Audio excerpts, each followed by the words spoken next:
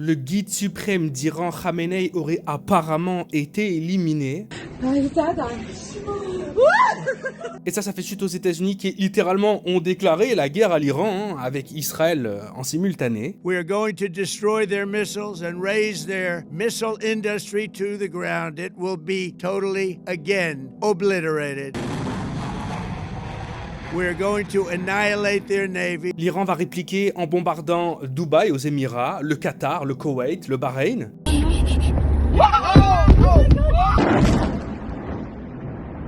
Ou plutôt les bases militaires américaines qui sont présentes sur place, sauf pour Dubaï. Je viens du futur par rapport à l'enregistrement de cette vidéo, elle était déjà postée sur YouTube et juste avant que je la mette en ligne, je viens de voir que Dubaï est en train de prendre des attaques de drones explosifs et de missiles en pleine ville. Il y a un hôtel qui vient d'être touché à l'instant. Oh my god. О, Господи, какой кошмар. Let's move quickly. Oh my God. Okay, I hope no people there. En même temps, il fallait s'en douter, ce genre de sujet, ça peut évoluer à chaque instant au moment où on l'enregistre ou au moment où on l'upload. Avec ça, on va voir Israël qui va subir des attaques de drones, des attaques de missiles, des gens en Iran, des citoyens qui vont faire la fête en espérant que ça va être la fin du régime islamiste d'Iran.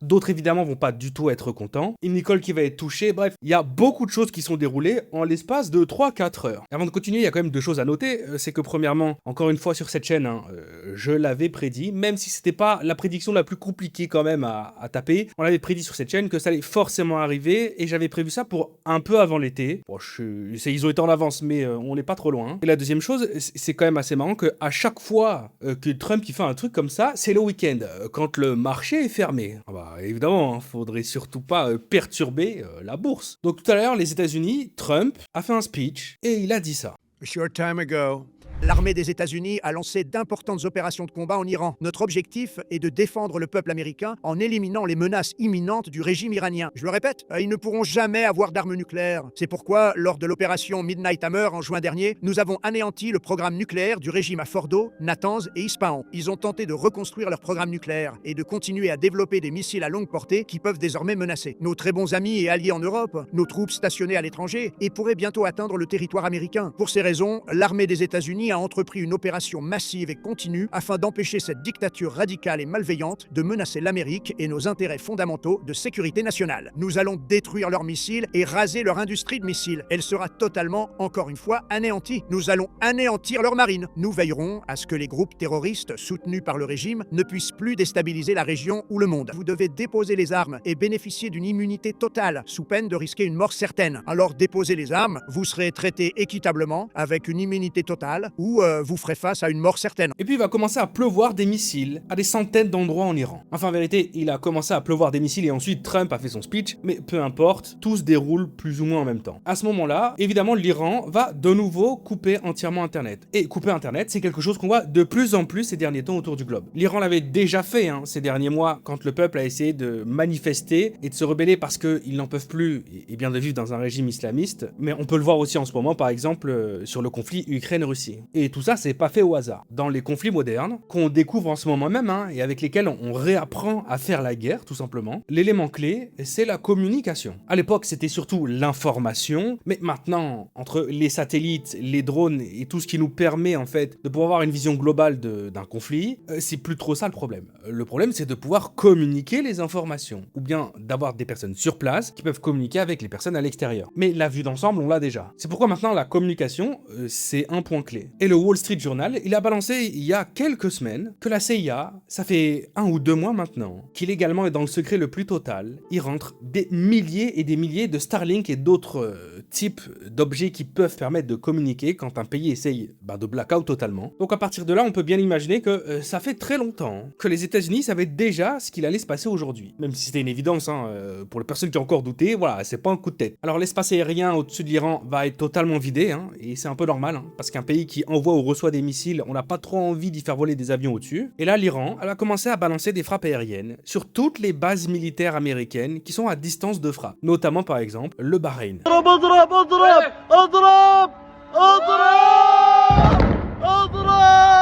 Alors en plein milieu de cette situation, parce qu'il y a vraiment tout qui se passe au même moment, il semblerait que Mohamed Pakpour, dont j'avais déjà parlé dans une vidéo précédente, qui est l'officier iranien qui commande les forces des gardiens de la révolution, il semblerait qu'il était éliminé par les premières frappes israéliennes qui sont tombées sur l'Iran. On a ensuite la maison du guide suprême iranien Khamenei qui a été complètement pulvérisé d'après les images satellites. Et on ne sait pas si cette information est 100% sûre ou si c'est lié à cette frappe-là. Mais en tout cas, Israël actuellement, depuis maintenant 20 minutes, explique qu'ils sont à 95% sûrs que Khamenei aurait été éliminé parmi toutes les frappes qui sont tombées sur le pays. On a une école malheureusement en Iran, dans la province d'Omorzgan, qui va être touchée. Alors l'Iran actuellement donne 50 élèves qui auraient péri dans la situation. Bon, c'est évidemment l'état d'Iran, donc on peut pas savoir si le chiffre est gonflé ou pas, mais quoi qu'il arrive, ne serait-ce qu'un seul élève, c'est déjà trop. Il y a donc ça qui s'est quand même déroulé. Et on en est à ce stade où on a d'un côté maintenant l'Iran, qui commence aussi à attaquer Israël, qui pour l'instant intercepte les missiles. En parallèle, on a aussi l'Iran qui va faire un communiqué officiel, là, il y a quelques minutes, en expliquant que jusqu'à maintenant, c'était simplement des missiles de merde qui balançaient, quoi. C'était un petit peu de la récup, et que très bientôt, ils vont introduire dans leur réponse des armes totalement imprévues. Alors, je sais pas ce que c'est que des armes imprévues, peut-être des missiles qui sont beaucoup plus rapides, beaucoup plus performants. En parallèle, à l'instant là, on a maintenant des responsables côté américain qui expliquent que toutes les attaques qu'ont essuyé les bases militaires dans le Golfe, il n'y a eu aucune victime et même aucun Américain blessé, et que les attaques iraniennes étaient totalement inefficaces. Et d'ailleurs, on a quelqu'un chez Fox News qui apparemment aurait eu l'information, comme quoi les États-Unis ont prévu que cette attaque allait durer plusieurs jours, voire au moins une semaine. Donc effectivement, c'est la guerre, voilà, c'est la guerre. J'ai vu que Rima Hassan apparemment aurait dit que l'Iran a le droit de se défendre et que Israël devrait la fermer. Mélenchon qui condamne aussi publiquement cette attaque conjointe avec les États-Unis et Israël sur l'Iran. Et pour le coup, je trouve qu'il est un peu hors sol parce que on a quand même eu la preuve. On a eu la preuve que pendant 2 mois, le peuple iranien, les citoyens iraniens, la grande majorité en fait des personnes qui vivent sur place, ne sont pas satisfaits, ne veulent plus continuer à être sous ce régime islamiste et aimeraient bien que les choses changent. Seulement voilà,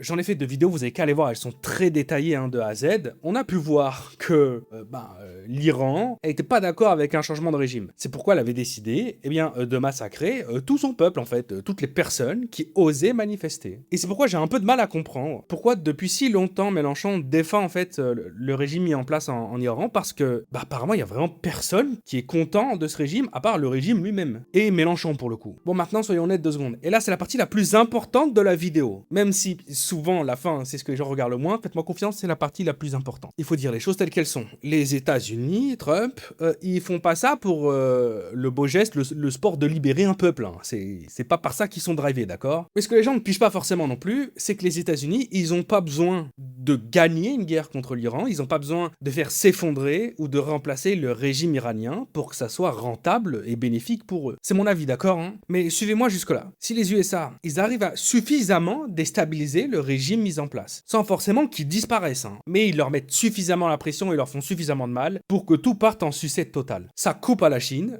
son seul accès au pétrole vraiment pas cher. On peut aussi faire un lien avec la Chine qui va très probablement, dans les prochaines années, tenter d'envahir Taïwan. Et si la Chine n'a plus ce pétrole iranien, le désavantage, il peut être assez impactant pour qu'elle décide de repousser son attaque ou bien carrément qu'elle le fasse pas. Parce que pour le coup, ça forcerait la Chine à acheter beaucoup plus de pétrole à, par exemple, la Russie. Donc non, Trump il fait pas ça par charité pour libérer un peuple sous oppression. Ça c'était pour la partie ressources, mais il y a autre chose à prendre en compte aussi. Juste relier les situations entre elles. Le Venezuela et l'Iran ensemble, c'est presque un quart de l'apport, de l'import du pétrole vers la Chine. Alors que ce soit pour déstabiliser ou pour s'emparer de tout ça, les États-Unis ont vraiment un coup à jouer là-dedans. Il y a un autre point très important, et oui, j'en ai déjà parlé en vidéo, et vous êtes probablement au courant, ça fait plus de 30 piges qu'on entend que l'Iran est sur le point d'avoir des armes nucléaires, et que c'est pour ça qu'il faut les empêcher de se développer et de développer leur programme nucléaire. C'est un peu comme ça, cette chanson en mode disque rayé qu'on entend depuis des dizaines et des dizaines d'années. Et les gens finissent, en tout cas beaucoup de gens, finissent par ne plus trop y croire. Et que tout ça, c'était peut-être simplement une raison inventée, une raison dont on peut se servir pour attaquer l'Iran. Mais les gars, que vous y croyez ou non, la menace, elle est quand même réelle. C'est ton droit de pas y croire, Les 2 avis sont défendables. Qu'ils aient envie de développer leur armement nucléaire ou non, je veux bien entendre tous les avis, mais quand même, la situation, elle est réellement arrivée. On a gaulé à plusieurs reprises, hein.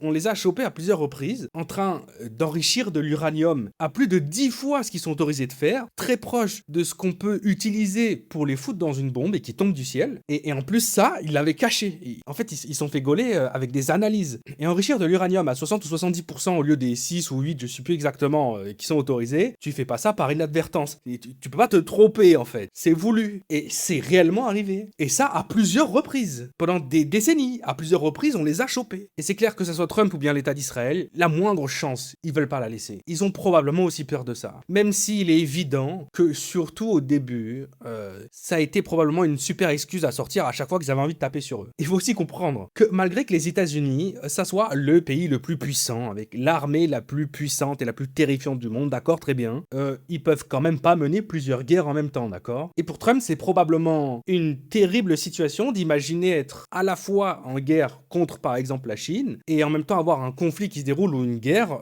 dans le Moyen-Orient. Regardez pour le Venezuela, prendre toute leur flotte, leur armée aux Caraïbes et les déplacer là-bas, ça leur a coûté beaucoup de blé et ça a pris des mois. Ensuite là, ça leur a coûté de nouveau beaucoup d'argent, de logistique et du temps pour déplacer ça au Moyen-Orient. Comment vous voulez qu'ils gèrent à la fois le Moyen-Orient et en même temps la Chine dans le Pacifique, alors que c'est un enfer logistique, c'est un enfer, c'est un puits sans fond d'argent à chaque fois qu'ils font ce genre d'opération. À mon avis, ça aussi, ils ont bien envie de l'éviter. Enfin, tout ça, c'est mes théories un peu géopolitiques, on n'en aura probablement jamais les réponses, mais tout ça pour dire que la guerre est de nouveau lancée, malheureusement, et malheureusement, les personnes qui vont le plus subir, c'est probablement les citoyens, le peuple, qui certainement n'a envie que d'une seule chose dans sa vie, c'est protéger sa famille, pouvoir manger convenablement et avoir un toit sur sa tête. Bon, c'était Théo, on se retrouve tout à l'heure ou demain pour la suite des événements, je vous tiendrai au courant de tout ça, et sur d'autres sujets aussi, vous le savez très bien. Allez, abonne-toi.